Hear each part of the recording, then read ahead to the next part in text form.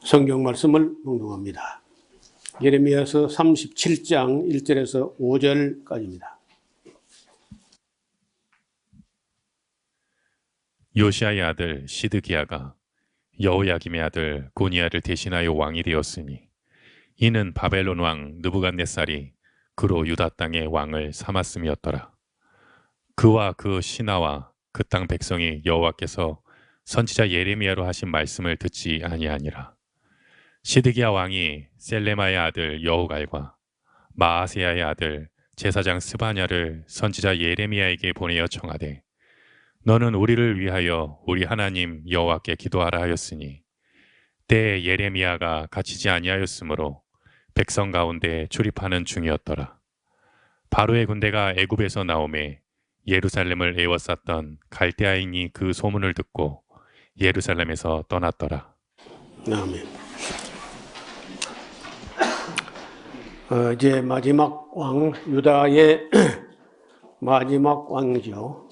그 여호야김의 아들 고니야 혹은 여고니야, 여호야긴, 이 사람은 이제 바벨론에 끌려갔고 대신에 여호야긴의 아잡이, 원래 이름은 마따니아인데 마따니아 이름을 시드기야로 차디크 야훼, 여호와는 의로우시다.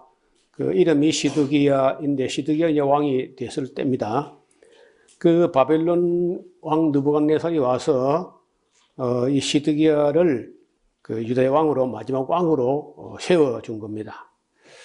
그러면은 다른 왕이라면 몰라도 적어도 시드기야 왕은 자기를 왕되게 해준 사람이 바벨론의 왕 느부갓네살 왕이니까 거기에 대해서 그래도 뭐 크게 충성은 못해도 배반하거나 그래서는 안 되는 거죠. 근데 이 시드기야가 이제 바벨론 왕을 배반하고 그럼 뭘 놓고 배반하느냐? 자기 힘이 있어가 배반하는 게 아니고 애굽이 자기를 도울 거다. 왜냐하면 이 사람들이 외교를 할 때 양쪽으로 다 해요. 바벨론에도 뇌물을 줘놓고 애굽에도 뭐 뇌물을 또 바리바리 싸서 보내고 이래 해놨기 때문에 자기들 딴에 잘한다고 한 거야. 이쪽에 있으면 저쪽이 도울 것이고 저쪽에 있으면 이쪽이 도울 것이다. 양다리 외교를 하면서 자기가 볼 때는 아직은 세계 정세나 이런 걸 잘 몰라가지고 여전히 그저 바벨론은 애개게 얼마 됐다고. 그 신바빌로니아 역사 다 해봐야 86년밖에 안 되거든요. 그러니까 뭐 이제 갓 일어난 왕이니까 뭐 바빌론이 뭐 하겠냐 이렇게 생각하고, 애굽은 요구한 역사를 자랑하고 또 큰 나라였을 뿐 아니라 거의 외부로부터 침공을 잘 받지도 않았던 나라가, 그 막강한 나라가 애굽이니까 애굽이 여전히 더 강할 거다. 이래서 이제 은근히 그저 애굽에 의지하고 바벨론을 배반할 그런 마음을 딱 품고 있습니다, 이 시드기야가. 그럴 때에 그래도 어찌 보면 또 바벨론이 뭐 예루살렘을 치러 들어와서 그걸 예루살렘을 바벨론이 점령한다는 것은 큰 무역로, 그 해변길이라고 하는 비아 마리사라고 하는 그 해변길이 실크로드의 한 갈래인데 애굽으로 가는 길이거든, 그게요. 그쪽이 막힌다는 것은 애굽으로 하여금 숨통을 끊는 거 마찬가지야. 그리고 애굽이 절대 그냥 있지 않죠. 그래서 이제 그럴 때 시드기야 생각에는 틀림없이 애굽이 우리를 도울 것이다. 뭐 우리를 돕는 것보다도 자기들의 애굽의 숨통이 막히는 걸 못 견뎌하고 다시 이 가나안 땅으로, 이스라엘 땅으로 그 애굽 군대가 진주해 올 것이다, 이렇게 진병을 하고 있었어요. 그런데 아니라 다를까 좀 애굽 군대가 올라온 거야. 온다는 소식만 들었는데 예루살렘을 에워싸고 있던 바벨론 군대가 주섬주섬 챙겨가지고 도망을 가는 거야. 허겁지겁. 그러니까 시드기야, 그렇지, 애굽이지, 역시 애굽이야. 바벨론? 그 언제 바벨론이라고 하면서 이제 정식으로 배반하는 겁니다. 자, 우리가 이제 조심해야 될 게 뭐냐 하면요. 우리 눈에 봤다고 그거 믿으면 안 돼. 우리가 귀로 직접 들었다고 그거 믿으면 그거 아무것도 아니야. 본 것도 아무것도 아니고 들은 것도 아무것도 아니야. 하나님 말씀하고 안 맞으면요. 그건 내려놔야 돼. 내가 눈으로 직접 봤고 내 귀로 직접 들었고 확인했고 뭐 그 쓸데없어. 하나님 말씀하고 안 맞으면 내려놔야 돼. 저는 그래 뭐 아무리 어떤 뭐 의사가 뭐라고 한다든지 뭐 유명한 사람이 뭐라 해도 쉽게 잘 안 믿습니다. 성경하고 맞으면 그 사람이 그것도 어떻게 해가지고 성경하고 일치되는 결과에 도달했네 하고 내가 조심스럽게 살펴보지만은 아무리 뭐 유명한 사람이 무슨 소리 해도 성경하고 안 맞는 무슨 소리 하면요. 그냥 넘어가요, 그냥. 그거 잘 안 믿습니다, 그런 거는. 여러분, 여기, 그 5절에 그렇죠. 바로의 군대, 애굽의 군대가 애굽에서 출발했다는 거예요. 가나안 땅을 해서. 예루살렘을 에워싸던 갈대아인이 그 소문을 듣고 예루살렘을 떠나버리거든요. 그러니까 뭐 시드기야가 딱 착각하기 좋고 충분하다 착각할 만큼. 자기가 역시 본 대로 애굽은 유구한 역사가 있는 강한 나라요. 신바벨론은 이제 일어나가지고 뭐 큰 소리 치지만은 그 자기들이 뭘 하겠나 이렇게 이제 속으로 이제 결정적으로 배반하게 돼요. 우리가 왜 역사 공부를 하고 성경 공부를 하느냐. 우리가 뭘 결정할 때 결국은 자기가 아는 대로, 배운 대로, 본 대로, 들은 대로 이걸 종합해가지고 판단을 하고 결정합니다. 그러니까 그 어떤 걸 보고 어떤 걸 배웠느냐, 어떤 걸 믿느냐, 어떤 걸 아느냐가 우리 인생을 좌우한다니까. 그러니까 우리가 죽는 날까지는 배우는 걸 멈추면 안 돼. 끝없이 배우는 그런 자세가 그게 겸손이라는 거예요.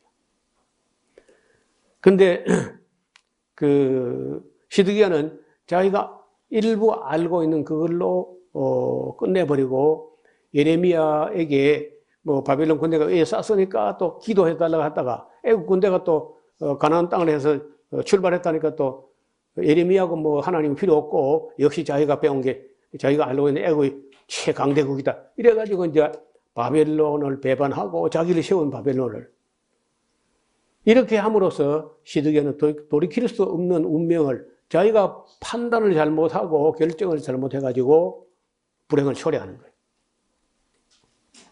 지금도 우리나라 특히 우리 기독교인들이 잘못 알고 잘못 배우고 잘못 믿고 있는 게 너무 많아. 기독교인들이 더해. 세상 사람보다 더 멍청하거나 더 순진하거나 어리석거나 그래요. 믿지 말아야 될 걸 믿는 거예요. 사실도 아닌 걸 믿어 또. 이제 그런 거 우리가 좀 더 시간 나면 따로 말씀드리겠습니다. 기독교인들이 영 어두워져 버렸고 성경도 모르고 역사도 모르고 그래요. 성경에도 알면 그래 안 할 텐데 내가 볼 때 성경도 몰라요. 그리고 역사는 더 모르고. 그래 잘 믿는 거는 좋은데 잘 속는 거는 곤란해. 사실을 믿으면 믿는 건데 사실 아닌 거 믿으면 속는 거잖아요. 그래서 잘 속습니다, 기독교인들은. 기독교인들은 내가 볼 때 가짜 뉴스에 제일 잘 넘어가는 사람이 기독교인들이에요. 그래서 제가 가끔 이제 이게 바른 말을 하거나 저는 이야기가 성경 이야기 아니면 역사 이야기 둘밖에 안 하거든요. 뭐 딴 얘기 안 하잖아요. 근데 성경 이야기 하면 노목사는 성경 이야기는 어디 이렇게 참 좋은데 역사 이야기하면 꼭 좌파처럼 이야기한다 그러는 거예요. 내가 깨달은 게 있는데 역사를 이야기하고 진실을 이야기하면 좌파라는구나. 오케이 위로가 됐어 제가요.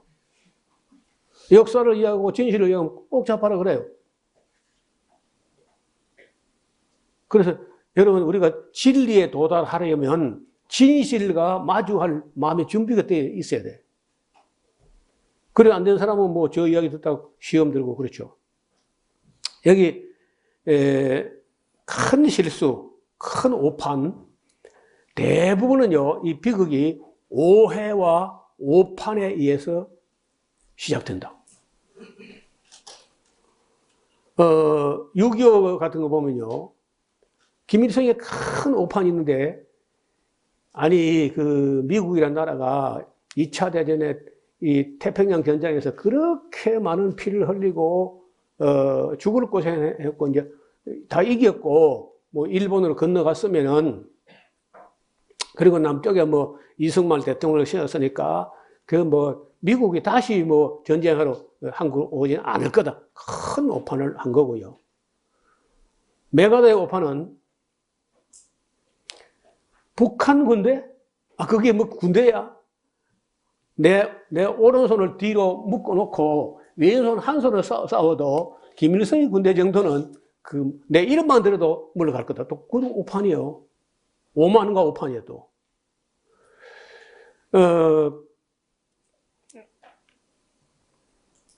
이승만의 오판은 뭐냐? 자기가 미국을 등에 업고 있는데 감히 북한 김일성의 나부랭이들이 남한을 온다고 안 올 거라 생각했어요. 그래서 뻔질나게 6.25 그 전에 옹진반도 전투라고 몇 번을 북한을 일부러 자극하고 찝찝거려. 수도 없이 몇백 번을 그렇게 해요. 그럼 참다 못해가지고 저쪽은 많이 준비를 했는데 이쪽은 자꾸 건드리니까 우리는 이승만 아무 준비도 안 하고 미국이 다 해주겠지. 그 오판을 또 하는 거예요. 소련은 소련대로 오판하고 중국은 중국대로 오판하고 그래서 이 6.25 전쟁은 오판 전쟁이래요. 오판 전쟁. 전부 다 판단을 잘못해가지고 그 많은 사람이 죽는 거예요. 여러분 지도자라고 하는 책임자 지도자 한두 사람이 오판을 하게 되면 어떤 벽이 오는가 제일 잘 보여주는 전쟁이 6.25 전쟁이라는 여기도 지금 또 하나의 오판이 생기는데 내가 볼 때 오판 할만 하잖아요. 애국 군대가 온다니까 예루살렘에 애국 싸고 있던 바벨론 군대가 그냥 허겁지겁 도망가니까 그래 역시 애국이야 이러고 이제 오판하는 거예요. 모든 비극 때는요 오판이 있습니다. 그럼 빨리 필기해야 그런 성경 안 나오잖아. 비극 뒤에는 앞에 오판이 있었다는 거예요. 지금 우리나라 지금 내가 늘 주장하는 방언 문제 그 큰 오판이거든요. 오역도 있고 번역 잘못된 것도 있고 오판도 있고 그래서 정확하게 판단한다 손쳐도 하나님 말씀하고 배치되면요 내 생각을 내려놔야 돼. 쉽지 않지만 그렇게 해야 됩니다. 6절입니다. 여호와의 말씀이 선자 예레미야에게 임하니라 가라사대 이스라엘 하나님 나 여호와가 말한다. 너희를 보내어 내게 강구한 유다 왕에게 이르라. 너희를 도우려고 뭐 애국이 나왔다고 그 애국 군대는 반드시 자기 땅은 애국으로 돌아갈 것이고 갈대인은 다시 와서 이 땅을 쳐서 취하고 불살을 거다. 나 여호와가 이것처럼 말한다. 너희는 스스로 속여 반하기를 갈대인이 반드시 우리를 떠나리라 하지 말라. 그들이 떠나지 아니하고 다시 온다. 가령 너희가 그래 열심히 내가지고 너희를 치는 갈대인의 군대를 쳐서 그 중에 혹시 뭐 부상자만 남겨놓고 간다 할지라도 그 부상자가 일어나가지고 이 예루살렘의 마지막을 불살게 된다. 누가 오든지 말든지 전쟁을 이기든지 말든지 결론은 갈대인들 바벨론 사람들이 너희 성을 다 불살게 된다. 그런 말씀을 하시는 거예요. 갈대인의 군대가 바로의 군대를 두려워하여 예루살렘에서 떠남에 예레미야가 베냐민 땅에서 백성 중 분깃을 받으려고. 이건 재미나는 얘기인데 여러분 그 예레미야가 베냐민 땅에 아나돗 제사장이었잖아요. 그 베냐민 땅 아나돗 시란성에 그 제사장이기 때문에 제사장은 일정한 분깃이 있는 거예요. 그래서 선지자로서는 아무 분깃이 없지만은 선지자로서는 뭐 얻어맞는 거하고 진흙구덩이에 빠지는 거 이런 것만 이제 분깃이고 제사장으로서는 베냐민 지파에게서 11조 중에 제사장에 돌아올 얼마의 분깃이 있으니까 그걸 이제 받으려고 예루살렘을 떠나가지고 베냐민 땅으로 가는데 베냐민 문에 이르니까 하나냐의 손자 셀레마의 아들 이리야라는 사람이 문지기의 두목이 선자 예레미야를 붙잡아가지고 너 갈대아니까 항복하는 거지 너 항복하러 가는 거 아니야? 하고 이제 따니까 예레미야가 그 망령된 소리 하지 마라. 나는 갈대아니까 항복할 마음이 하나도 없다 야. 이리야가 듣고 듣지 아니하고 예레미야를 잡아다가 방백들에게 끌어가니까 방백들이 노하여 예레미야를 때려서 서기관 요나단의 집에 가두었는데 이는 그들이 이 집으로 감옥을 삼아가지고 자기들 가두고 싶으면 그거 가둬요. 예레미야가 토굴 음실에 들어간 지 여러 날 만에, 기간이 정확하지 않습니다. 시드기야 왕이 보내어기를 이끌어내고 예레미야에게 비밀이 은밀히 물어 가로되 여호와께서 받은 말씀이 있느냐? 예레미야 그러되 있지요. 또 그러되 왕이 바벨론 왕의 손에 붙임을 입을 거라고 말씀하셨습니다. 예레미야가 다시 시드기야 왕에게 이르되 내가 왕에게나 왕의 신하에게나 이 백성이 무슨 죄를 범하였건대 나를 옥에 가두었나이까? 바벨론 왕이 와서 왕과 이 땅을 치지 아니하리라고 예언한 왕의 선자들이 좀 어디 있습니까? 내 주 왕이여, 이제 청컨대 내 말을 들어보시고 나의 탄원을 받으사 제발 나를 서기관 요나단의 집으로 감옥으로 돌려보내지 마옵소서. 내가 그들에게 죽을까 하나이다. 해가지고 시드기야 왕이 명하여 예레미야를 그 요나단의 집에 안 보내고 시위대 뜰에 머물게 하고 떡 만든 자에게 그 거리에서 매일 떡 한 덩이씩 그에게 주게 하며 이 째째한 놈이 돼가지고 두 개, 세 개 주지 그래. 떡 한 덩이씩 준다고. 그 성중에 떡이 닿을 때까지 거기서 이르게 되는데 예레미야가 시위대 뜰에 머물러 있습니다. 조금 그 요나단의 집 감옥보다 좀 낫지요. 자, 그리고 또 다시 이제 mat단의 아들 스바디아와 바술의 아들 그다라와 셀레마와 그 아들 유갈과 말기야의 아들 바술이 예레미야의 모든 백성에게 이르는 말을 들으니까 여호와께서 같이 말씀하시되 이 성에 머무는 자는 칼과 기근과 연병에 죽으리라. 그러나 갈대인에게 항복하는 자는 살리니 그의 생명이 노량물을 얻은 같이 살리라. 나 여호와가 이같이 말하노라. 이 성이 반드시 바벨론 왕의 군대의 손에 묻히오리니 그가 취하를 하셨나이다 하는지라. 이에 그 방백대의 왕께에 구하되 이 사람이 백성의 평안을 구하지 아니하고 해를 구하오니 청컨대 이 사람을 죽이소서. 그가 이같이 말한 건 이 성에 남은 사람의 손과 모든 백성의 손을 약하게 하고 있습니다. 시드기야 왕이 그러지 보라 그가 너희 손에 있으니까 너희 마음대로 해라. 왕은 조금도 너희를 거스를 수 없느니라. 이렇게 허약해 빠진 왕이 돼가지고 그래 그들이 예레미야를 취하여 시위대 뜰에 있는 왕의 아들 말기야의 구덩이, 이게 두 번째 구덩이입니다. 말기야의 구덩이에 던져 넣는데 예레미야를 줄에 달아가지고 내렸는데 그 구덩이는 제법 깊었지만 물은 없고 밑에 진흙만 있었다는 거예요. 예레미야가 진흙 중에 빠졌더라. 그래가지고 이제 얼마나 갔는지는 모르지만은 그 왕궁에 그 구스 사람 에벳멜렉이라는 사람이 있습니다. 이 에벳멜렉이 환관인데 그 예레미야서 11기서에 나온 사람 중에 요 한 사람만 사람 같아. 구스인이고 껌댕이고 환관인데 요 한 사람만 사람 같고 서기관 사반하고 아이가 아들 그달리하면 한 5사람도 안 되는 것 같아. 사람 같은 사람이. 그런데 이 에벳멜렉이 왕을 찾아가서요. 그 말하기 어렵잖아요. 왕이 어떤 결정한 걸 그 말하기 어려운데 에벳멜렉이 왕을 보고 왕이 저 사람들이 예레미야를 구덩이에 집어넣은 사람들의 이런 악함이다. 그리고 구덩이에 집어넣고 떡도 안 주고 그러면 예레미야 그냥 죽지 않습니까? 하고 이제 이 사람이 탄원을 하고 진정을 해요. 그리고 또 이 주댐을 없는 시드기가 그래 가서 네가 좀 끌어올려라 또. 그 30명 정도를 끌고 가서 뭐 허리띠하고 뭐 노끈하고 옷하고 막 줄줄이 끌어매가지고 예레미야 이 줄 내려간다 그 줄을 네 허리에 묶고 겨드랑이에 끼라 해가지고 이제 허리에 이렇게 묶고 겨드랑이에 이렇게 끼고 있으니까 위에 잡아 끌어올린 거예요.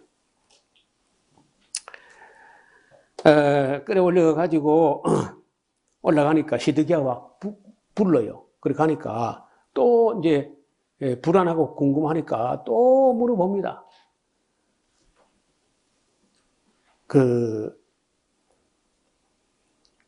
진짜 바벨론 왕이 와서 이성을 점령할 것이냐 말 것이냐 그 예레미야에게 물어요. 그러니까 예레미야가 왕이 지금 오늘 지금 하는 이 대화를 인해서는 나를 죽이지 않겠다고 약속을 하세요. 그럼 내가 진실을 말하죠.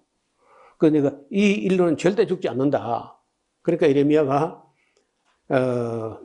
바벨론 군대가 반드시 옵니다. 오고 왕은 그때라도 미리 항복을 하면은 뭐 처벌해야 면하기 어렵지만은 당연히 죽이지 않을 거요. 그런데 만약에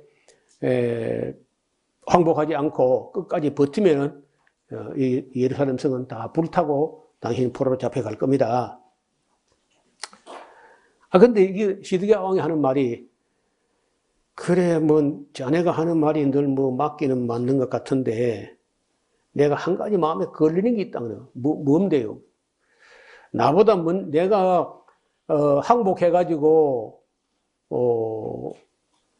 바벨론에 끌려가거나 뭐 여기 있거나 간에 나보다 먼저 바벨론에 포로 잡혀간 사람들이 나를 쫄짱부라고 멸시하지 않을까? 그게 나 겁난다는 거예요. 어떻게 그게 겁나니까 죽는 건 겁 안 나고. 그 주제에 또 이제 체면이 있어가지고 그 바벨론에 먼저 잡혀간 유대인들이 이야기를 멸시하고 조롱할까 싶어서 차마 항복을 또 못하겠다는 거야. 죽을 줄로 생각 못하고 그 자기 체면만 생각해가지고 자기를 조롱할까 싶어서 항복 못하겠다. 말이 안 되는 거죠. 19절에 시드기야 왕이 예레미야에게 이르되 나는 갈대인에게 항복한 유대인을 두려워하노라. 염려컨대 갈대인이 나를 그들의 손에 붙이면은 그들이 나를 조롱할까 하노라. 그래 포로 잡혀 간 것도 선배가 있잖아요. 1차 포로 잡힌 게 선배야. 그래서 이제 2차로 늦게 끌려오면 이제 그 포로들 중에서 시드기야 왕이 가서 이제 그들에게 이제 신고할 거 아니야. 그게 겁난다는 거예요. 예레미야 그러지. 무리가 왕을 그들에게 붙이도 안 할 것이고 원하옵나니 내가 왕에게 고한 바 여호와의 목소리를 청정하세요. 그리하면 왕이 오히려 복을 받아 생명을 보존할 수 있습니다. 그러나 만일 항복을 거절하시면 여호와께서 내게 보이신 말씀대로 될 겁니다. 곧 유다 왕궁에 남아있는 모든 여자가 바벨론 왕의 방백들에게 끌려갈 것이고 그들은 내게 말하기를 네 친구들이 너를 깨어 이기고 네 발이 진흙에 빠짐을 보고 물러갔다 하리라. 네 아내들과 자녀들은 갈대인에게 끌려 내몰 있겠고 너는 그들의 손에 벗어나지 못하고 바벨론 왕의 손에 잡히리라. 또 네가 이 성으로 불사람을 있게 하리라 하셨나이다.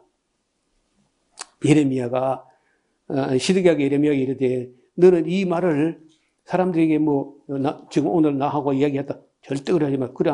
그래 그 말만 안 하면 내가 죽지 아니하리라. 만일 방백들이 와서 너한테 너 왕하고 와서 무슨 말을 했어 이렇게 묻거든 나를 그저 요나단의 감옥으로 보내지 말기를 간청했다. 그 말만 해라. 그래서 예레미야도 그렇게 했어요. 그래서 모든 방백의 예레미야가 와서 물음에 그가 왕이 명한 대로 말하여 대답하였으므로 일이 탄로가 나지 않았습니다. 절대 말하지 말라고 했는데 예레미야가 기록을 해놓으니까 지리산 사람까지 다 알게 됐잖아요. 해 아래 비밀이 어디 있어? 예레미야가 예루살렘이 함락되는 날까지 12대 뜰에 머물게 됩니다.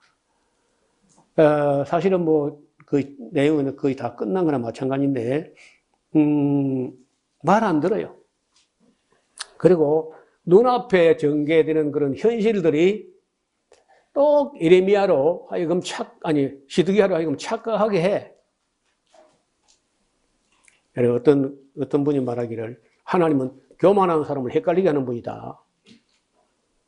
그래서 못 믿을 사람 딱 못 믿게 만들어버려. 그런데 어떤 사람들은 눈에 보이는 대로 믿지 않고 귀에 듣는 대로 믿지 않고 하나님 말씀을 믿어가지고 자기 생명을 노량물 얻는 것처럼 얻게 된다는 거예요. 근데 복 없는 사람은 끝까지 오해하다가 인생을 끝내는 거예요. 우리가 내 눈으로 봐도 그거 믿지 마요. 내 귀에 들어도 그거 믿지 마. 예수님이 그랬다는 거예요. 눈에 보이는 대로 판단하지 않고 귀에 들린 대로 심판하지 않았다는 겁니다. 쉽지 않습니다. 그 누가 보고 안 믿는 사람도 어디서 봤는데 그래도 이 성경은 여러 군데서 눈에 본 대로 믿지 말고 귀에 들은 대로 믿지 말라는 거예요. 쉽지 않죠. 그리고 또 한 가지. 한 입을 건너서 들려온 소식을 믿지 마. 카드라 일보에서 나온 걸 믿지 마. 뭐라 카드라 그 큰 거 믿지 마요.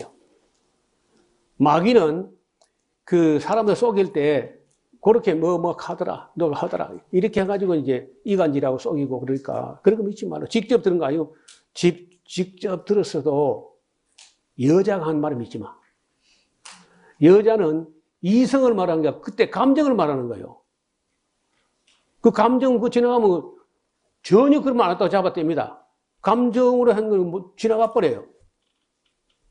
내가 그런 걸 너무 많이 봤어. 여성들이 감정으로 말한다. 이성이 아니고. 그러면 그거 믿었다가는 큰 낭패를 당해요. 나는 옛날에 부부싸움 많이 하고 할 때 이제 뭐라고 하면요. 진짜 그래 할 줄 알았어. 근데 겁나 겁을 냈던데 이틀 지나고 기억도 못하는 모양이야. 난 집에 우리 집을 버리고 간 줄 알았어. 또 집에 있더라고. 근데 감정이 그렇다는 거지, 감정이. 이거 속으면 안 돼요. 그래서 남편들은 아내나 여자가 무슨 말을 하든지 그건 감정으로 한 거니까 이틀은 그냥 지나가 한 사흘 정도. 그러면 없던 것처럼 지나가 버려요. 조심해야 됩니다. 내 눈으로 보고 내 귀로 들었다고 그 믿으면 안 되고 하나님 말씀이 맞는 거예요. 저는 일평생에 그걸 너무 많이 경험했어. 역시 하나님 말씀이 맞다. 또 굉장한 무슨 학자가 떠드는데 그럴싸해요. 매우 그럴싸합니다. 그 사람도 쏟고 그 사람 말을 들은 사람도 쏟는 거야. 한참 있다 보면 잘못된 거예요. 그런 일이 너무 많아. 그러니까 저 눈에는 유튜브에 있는 것 중에요. 막 믿는 거는 10%도 안 돼요. 너무 가짜가 많아. 무엇이 몸에 좋다 카드라 그런 건데 그거 가짜예요, 가짜. 꼭 바로 말하는 거 제목에 이것을 먹으면 어쩌고 이것을 그 영상을 끝까지 안 볼 수 없도록 그렇게 하는 거예요. 그럼 딱 넘깁니다. 제목이 벌써 그런 거 달라해서 그래가지고 조회수 올려가지고 이걸 보는 아주 악한 나쁜 사람들이에요. 우리는 그런 거 안 해요. 제목부터 벌써 내용이 보이게 해놔야지. 이것하고 이것 어쩌고 그러면 끝이야. 그런 거 보지. 그런 거 보기는 인생이 너무 아깝다는 거예요. 진실도 다 보기도 힘드는데 시간이 모자라서 그런 가짜뉴스 보고 앉았지 말라. 나는 이 시드기야를 보면서 사람이 본 데가 없고 들은 게 없고 정보가 없고 하면요 반드시 판단을 잘못합니다. 끝없이 판단을 해야 되는 입장에서 배운 사람들 좀 그래도 판단력 이런 것이 잘 훈련되고 길러진 사람은 판단을 바르게 하기 때문에 지도자가 될 수도 있고 이런데 그게 잘못된 사람들은 큰일 나는 거죠. 여러분 한때 지금이야 이제 그런 나라가 전 세계 얼마 안 됐지만은 마르크스라든지 엥겔스라든지 이런 사람들이 공산주의 사상을 이렇게 말할 때는요, 100번 옳았습니다. 왜? 그때는 지금처럼 이렇지 않고 봉건 영주들이 전쟁터에 나가가지고 공을 세워가지고 나라가 책봉하는 땅 얼마를 단성명 절반 정도 한 사람이 이렇게 가지게 돼요. 그래가지고 조공을 소장로 이런 걸 바치는데 우리 때만 해도 반반이에요, 반반. 그전에는요, 땅 주인이 7, 소작이 3, 1이 가져갔어요.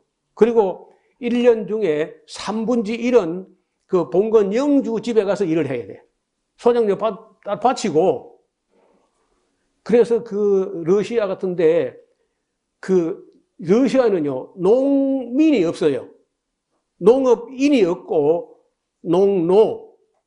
농업노예들하고 봉건 영주, 장원이라고 하는 그 책봉되는 어마어마한 땅에서 일을 절대 하지 않고 땀 안 흘리고 그리고 어마어마한 그 소장료를 받아가지고 챙기고 그 소장하는 사람들이 영주의 일을 1년 중에 3분째 와서 하게 하는 그 악한 일이 공산주의 혁명이 일어날 때까지 계속됐거든요.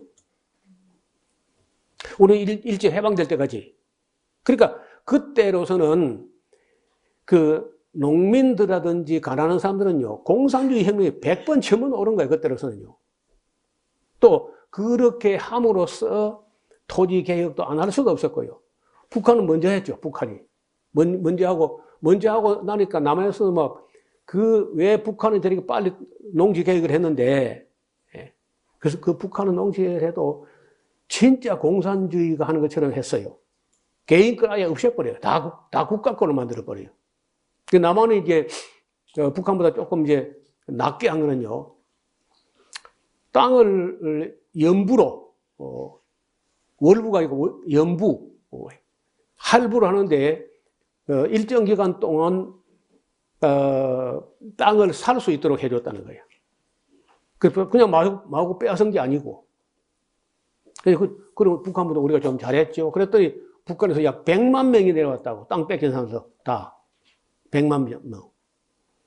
그러니까 그때 이후로 거의 이제 세계적으로 그래도 발전 가능성이 있는 사람들 또 주민들이 저항의식이 있는 나라는 다 토지가 일어나게 되고 이것이 누구 공로냐면요. 마르크스 공로예요, 그게. 그래서 여러분 마르크스의 결론은 안 좋았지만은 마르크스가 그 농업 노예들, 노동자들 이들을 그 생각해가지고 엥겔스와 함께 그 굶어가면서 책을 쓴 걸 보면요. 눈물 나는 얘기입니다. 그때 농민이 아니고 농업 노예. 그 러시아에서는 그 스텐 카라친의 노래 소리 들른다. 그런 노래가 또 있어요. 스텐 카라친이라는 사람이 이제 그 볼가 강가에서 농민운동 이렇게 가지고 이제 제정 러시아에 그 반역을 일으켰던 사람이거든요. 그렇게 다 막스가 아니라도 사람들이 조금 지식이 이렇게 늘어나니까 이게 잘못됐다. 막스 아니라도 누가 봐도 잘못됐다는 거예요. 지금 노동자들이 그래도 파업이라든지 이런 그밖에 방법이 없으니까 해가지고 금료가 좀 올라가고 추후 개선된 것도 그것도 사실은 또 칼막스의 공로죠. 그래서 우리나라는 이제 반공 정신이 너무 투철하다 보니까 막스가 막이나 되는 것처럼 이렇게 하지만은 온 세계 지식인들 세계에서는 막스의 일정한 공로가 있다. 성경 말고는 막스의 자본론이 제일 많이 읽혀졌다는 거예요. 근데 놀랍게도 제가 자본론을 읽어보니까 만만치 않은 책입니다. 쉽게 읽어진 책이 아니에요. 상당히 어려워요. 그래서 우리나라 같은 경우도 눈으로 현실로 볼 때는 일제 밑에 있어가지고 너무 고생을 했는데 왜냐하면 양식을 농사 지으면 다 빼앗아 가잖아요. 일제가 전쟁 군량미로. 또 우리나라 쌀이 또 참 맛이 있었어요. 쌀 미질이 일본보다 더 맛있는 거야. 다 뺏기고 이제 그래 서러워했는데 우리나라 사람들이 그 다음에 그 해방이 됐을 때는요. 일제로 해방된 그것만 그렇게 기뻐했지 미군이 점령군으로 들어오는 거 생각을 안 한 겁니다. 근데 점령군으로 와가지고 미국에서 한국에 있는 미군을 재정지원을 너무 작게 하니까 미군도 먹고 살기 힘들어. 그래서 한꺼번에 북한에서 100만 명이 내려왔어요. 어디 살고 뭘 먹고 살죠? 남한도 양식이 모자라는데. 그 다음에 해외로 흩어졌던 사람들이 175만 명이 돌아왔습니다. 미군정 시대. 그러면 270만, 그 300만이 갑자기 늘어났는데 300만 먹을 게 어디냐고. 그러니까 이제 이래저래 이제 미군들이 식량을 또 다 빼앗아 가니까. 그래서 폭동이 일어납니다. 미군정을 해가지고 폭동이 일어나가지고 그때 박정희의 형제는 박상희가 대구 폭동에 죽었잖아요. 그래서 우리가 그 당시에 우리 역사를 이야기하면요. 제가 이제 가끔 그런 얘기를 뭐 유튜브나 아니면은 페이스북이나 하면요. 농사님 다 좋은데 왜 자꾸 좌파에 서가지고, 이런 말을 예사로 써요. 나는 좌파도 우파도 양파도 아니고, 역사의 진실파다. 진실을 이야기하거나 역사를 이야기하면 꼭 좌파라 그래요. 그리고 우파라는 게 얼마나 거짓말 많이 하는 게 들통나는 거지, 이제. 그래서, 해방 전국과 버치 문서라고 하는 책이 최근에 나왔어요. 2023년인가 나왔는데, 하지라는 그 중장, 우리나라 그 미 군정 사령관이라는 하지라는 사람이 사람을 군인으로서는요, 거의 1급 군인이야. 아주 좋은 군인이야, 군인으로서는. 그런데 정치로서는 빵점인 거예요. 그래서 그 사람을 돕기 위해서 레너드 버치라고 하는 진짜 똑똑한 사람이야. 그리고 너무 성실해. 그 한국에서 3년 동안 미 군정 동안에 하지가 너무 뭘 모르니까 자네 가서 좀 하지를 도와가지고 살펴라. 조언도 하고. 그 대단한 학자입니다. 그 버치라는 사람이. 예, 변호사 일도 했고 하버드 대학 출신이고 이런 사람이 와서 이제 이거를 이렇게 해야 되고 이렇게 해야 됩니다 하는데 하지는요 그 버치 그 계급은 중위밖에 안 돼요. 군 법무관으로 가기도 했는데 이 사람이 얼마나 성실하게 이야기하는데 얼마나 듣다가 또 얼마나 안 되는 거야. 그래 왜 안 되는가 그런 얘기를 마치 일기 쓰듯이 그 3년 동안 있었던 많은 일들을 괴밀히 관찰해가 지금 전부 직접 다 확인해가지고 그 문서를 없애지 않고 그 같이 미 군정 안에 있는 그런 간부들에게 명함 뒤에다가 쪽지 얼마 쓴 그런 것도 안 없애고 다 남겨놨어요. 그리고 박태균이라고 하는 서울대 한국사 교수가 하버드 대학 문서보관소에 가가지고 그 문서를 찾아가지고 2023년에 책을 냈습니다. 레너드 버치라고 하는 사람 그 자료를 그대로 박태균 교수가 썼는데 많이 놀라게 될 겁니다. 우리가 진실을 모르고 저도 한국사에 대해서 많이 알지는 못하지만 바로 알려고 노력해왔던 사람인데 꼭 한번 읽어봐요. 정말 눈에서 무슨 비늘 같은 게 벗어지듯이 그래서 그랬구나 하는 게 막 보인다는 거예요.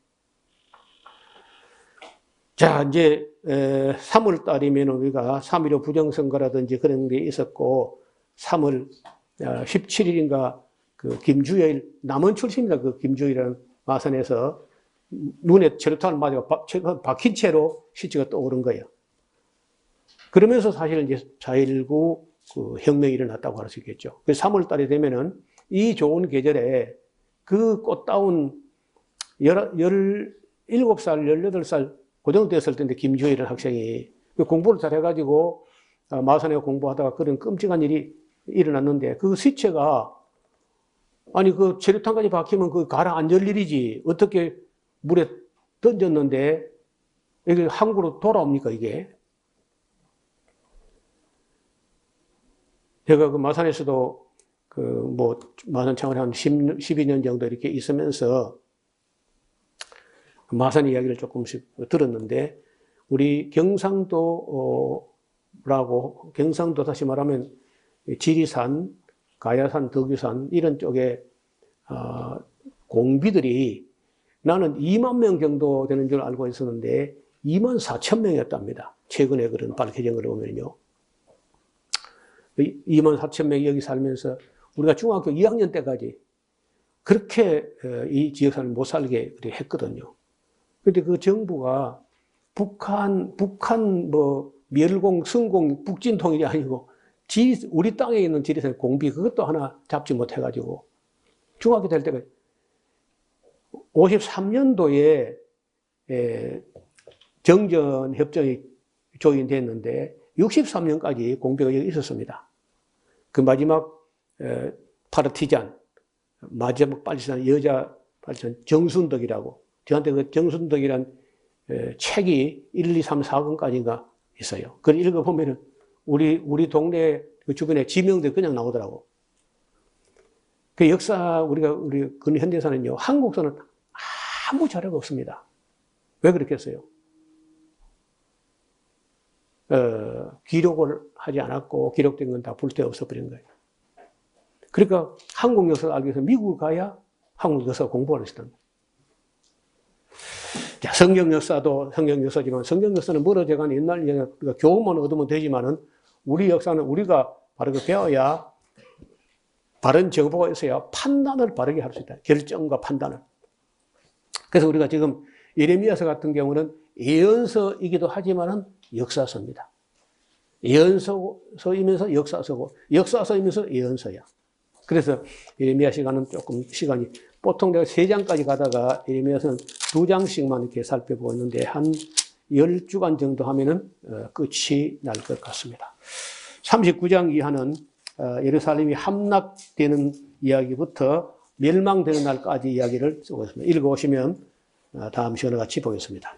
하나님 아버지, 사람의 눈에 본 대로 또 확인했다고 바빌론이 아무것도 아니고 애국이 강하다고 착각함으로 판단을 잘못하고 그렇게 해서 결국 멸망을 초래하는 시드기야의 이야기를 읽어보았습니다. 오늘날도 많은 사람들이 역사를 잘못 배우기 때문에 판단을 바로 못하고 판단을 바로 하지 못하기 때문에 결정을 바로 할 수가 없어가지고 불행과 비극을 초래하는 그런 일이 끝없이 이어지고 있습니다. 이 민족이 다 각성하고 하나님께서 베푸신 은혜와 또 우리가 얼마나 악을 행했는지를 돌아보는 역사에 밝은 하나님의 사람들이 되게 하여 주옵소서. 역사를 살피고 또 현실을 바로 살펴서 미래를 준비한 지혜로운 백성들이 되게 하여 주옵소서. 예수님 이름으로 기도드리옵나이다. 아멘.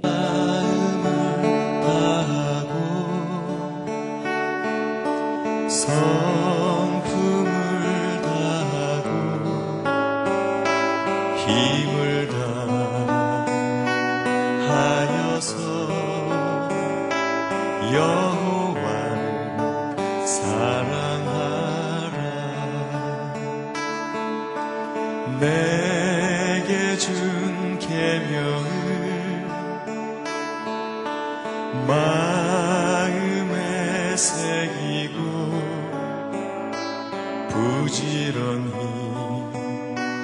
부지런히 이웃에게 전하여라. 그러면 내가 짓지 않은 큰 집을 주리라. 내가 심지 않은 과실을 먹게 하리라.